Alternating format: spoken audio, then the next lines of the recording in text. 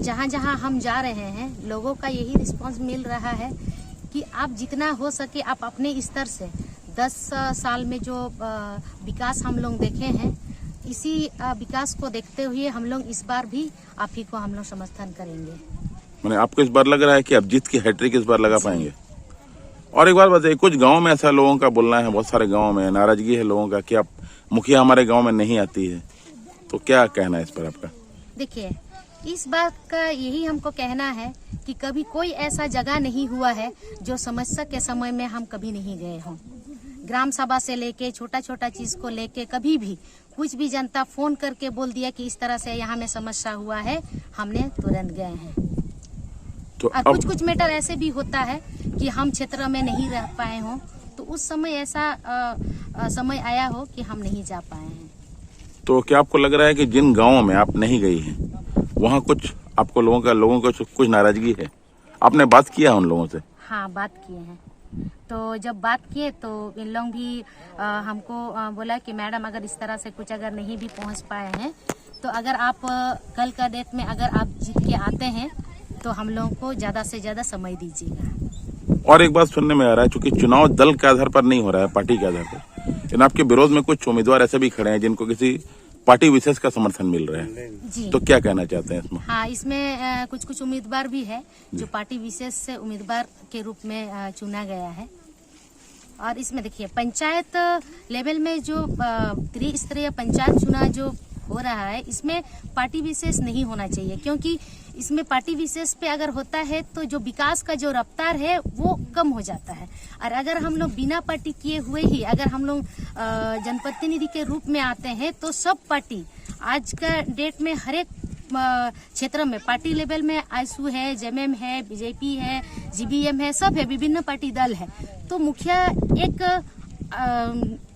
नीचे लेवल में एक सरकार का जो कड़ी है वो लोगों तक पहुंचाने का वो काम करती है। अगर वो पार्टी लेवल में नहीं होगा तो हर एक तरह के वो गरीबों को वो सेवा कर सकते हैं। अगर इस बार आप तीसरी बार यानी हैट्रिक बार अगर आप निर्वाचित होते हैं तो अपने पंचायत में पहला काम क्या कीजिएगा? देखिए, यहाँ में तो हम लोग ऐसे ऐसे भी काम किए हैं जो मतलब कभी हमने भी कभी नहीं सोचे थे। हम सिर्फ सोचे थे कि छोटा छोटा मुखिया का ही काम है, जैसे नाली बनाना, रोड बनाना, है ना।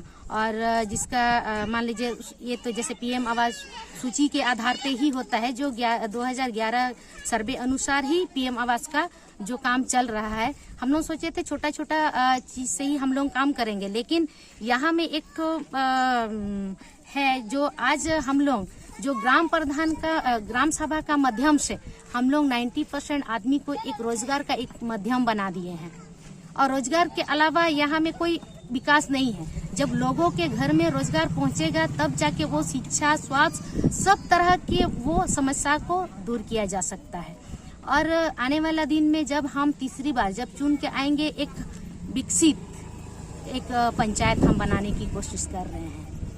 इन 10 वर्षों में कौन सा ऐसा काम था जो कि आपका सपना था कि हम ये अपने पंचायत में लागू करें, लेकिन आप नहीं करा पाए?